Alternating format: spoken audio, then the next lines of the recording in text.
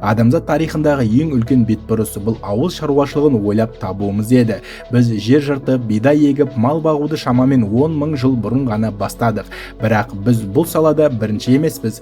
Құмырсқалар бұл технологияны сонау 60 миллион жыл бұрын жер бетінде динозаврлар жаңа жойылған кезде-ақ мінсіз меңгеріп алған. Оңтүстік Американың ормандарында өмір сүретін жапырақ кескіш құмырсқаларда лайық. Олар күні-түні ағаштардың жапырақтарын өткір жақтарымен кесіп жер астына тасиды. Бірақ олар бұл жапырақтарды жемейді. Олардың асқазаны жасыл шөпті қорыта алмайды. Жапырақтар бұл жай ғана тыңайтқыш. Құмырсқалар жер астында алып саңырауқұлақ фермаларын құрған. Олар жапырақтарды шайнап, ботқа жасайды да, оның үстіне арнайы саңырауқұлақ түрін егеді. Бағбандар сияқты олар бұл ферманы зиянды бактериялардан қорғайды. Өздерінің денесінен шығатын табиғи антибиотиктермен емдейді. Осы саңырауқұлақтар өсіп шыққанда ғана құмырсқалар оның ең нәрлі бөлігін өздеріне азық етеді. Егер саңырауқұлақ ауырып қалса, бүкіл колония аштан өледі. Сондықтан бұл нағыз өндірістік диқаншылық.